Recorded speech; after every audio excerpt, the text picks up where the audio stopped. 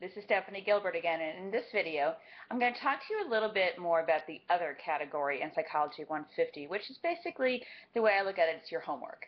And there are two components of it. I'm just going to talk about one component right now, and that is the pieces on your Moodle site.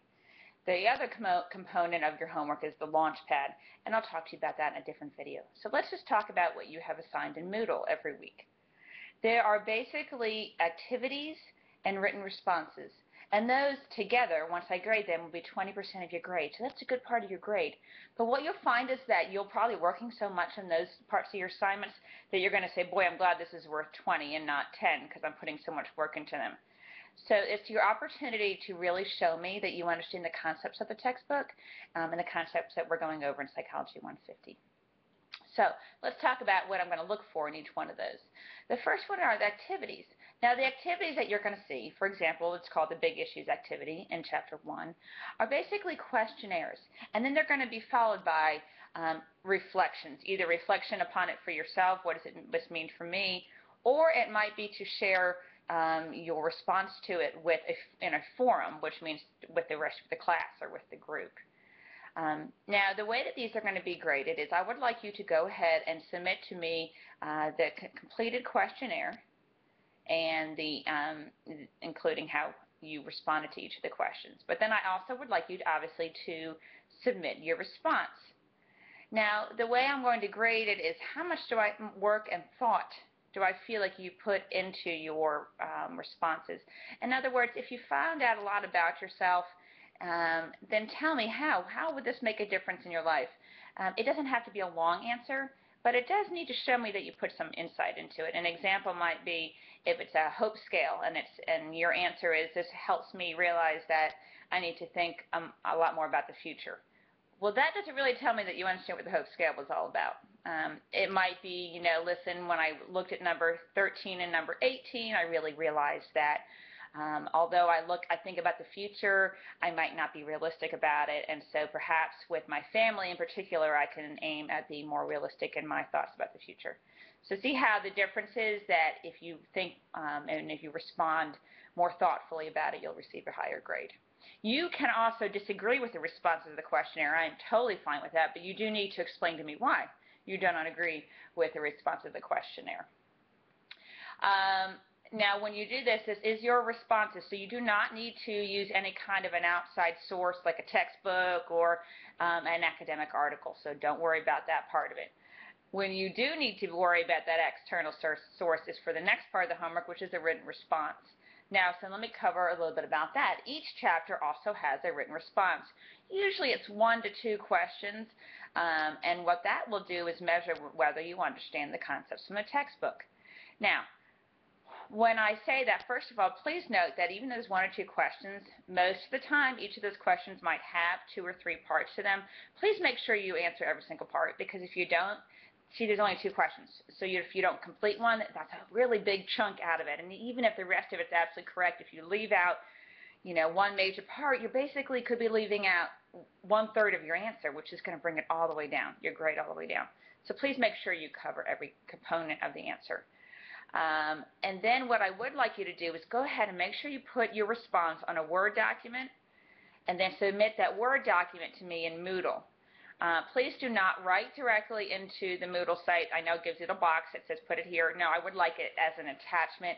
Send me the Word document, because I want you to make sure you keep that Word document on your computer so you have a copy of it in case Moodle goes down or something like that. You can say, look, here's my document. I have it. I've had it for a while. It's time-stamped, and so you can have a good documentation of that.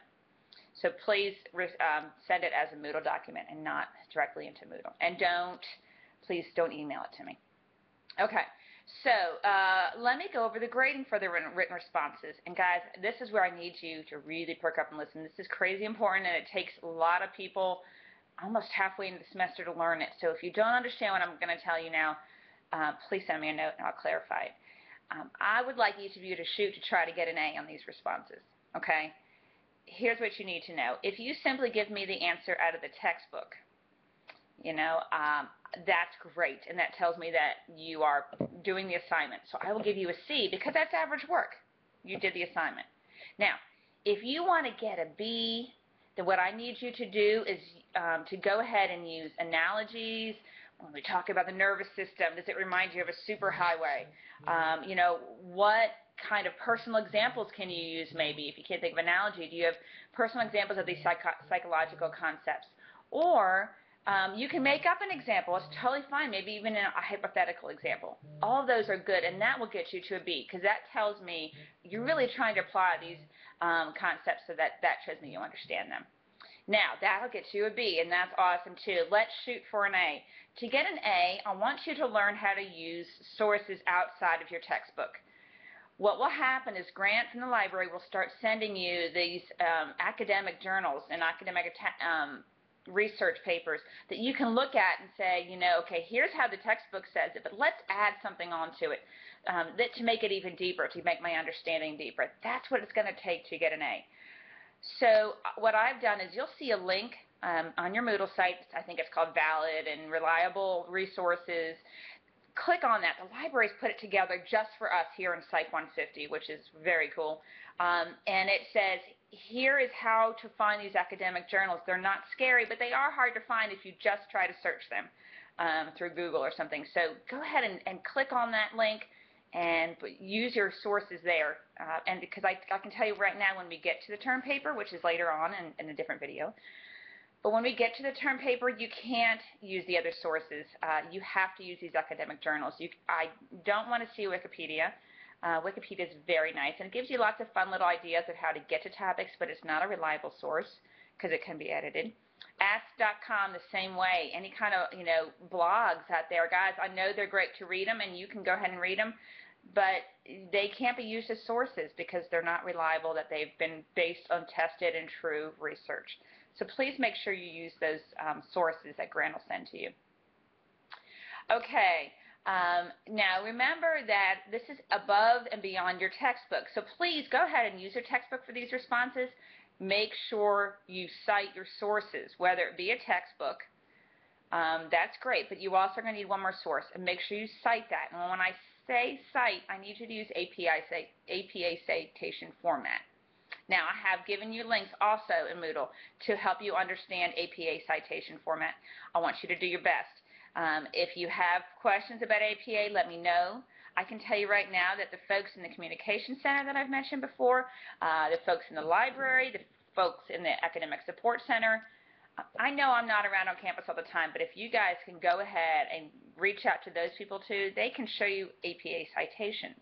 Because what you're going to need to do is, if you use someone else's material, you have to do what's called an in-text citation, which means in parentheses you do the author, comma, and then the date of whatever it is that you use. Or there's some different ways of doing it, because sometimes websites are a little bit difficult.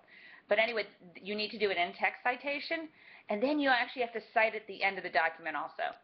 And that includes a lot of other information, you know, the publication date or whatnot, the title, the journal it was taken from. So make sure you get comfortable with APA, and like I said, there's so many people out there that can help you with that. So let's make sure we stick to that. Because if not, it's plagiarism. And I have no tolerance for that. I do understand that some of you may not be as experienced with it, so I am understanding of that.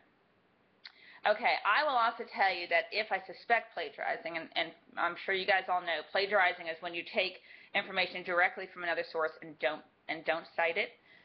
If I suspect that you've taken it straight out of the textbook, I have read the textbook, so if you guys take it out of the textbook, I'm going to recognize it. I've also been doing this class for a long time, so I know what it looks like out of the textbook. That's plagiarizing. And we have this great tool right now called Turnitin, many of you might be familiar with. So if I suspect it, I'll shoot it through Turnitin, and I'll pop it out, and it proves it. So I'm not doing this to threaten you. I'm doing it to say this homework assignment is for your benefit. To cut and paste something directly out of the textbook doesn't get you anywhere. It doesn't show me you understand it. And so if our goal is for your understanding, then I really need you to put it in your own words. The other thing I just have a little pet peeve about, and just so you know, I'm not really big on using direct citations, meaning, you know, put a quotation mark around a paragraph out of the text and then cite it. That is valid, and that is a fine. It's not illegal or anything. You can go ahead as long as you cite it correctly. However, to me, if you are using a direct citation out of a textbook, it does not show me that you understand it at all. So I don't want to see that. You can use a word here or there, and put it in quotes, but not a whole paragraph or a whole sentence. Make it your own and then cite it. Okay. Now, that concludes the homework assignment for Moodle. You will also have homework assignments in Launchpad, but I will address that in a different video. So send me a note if you have any questions. Thanks. Bye.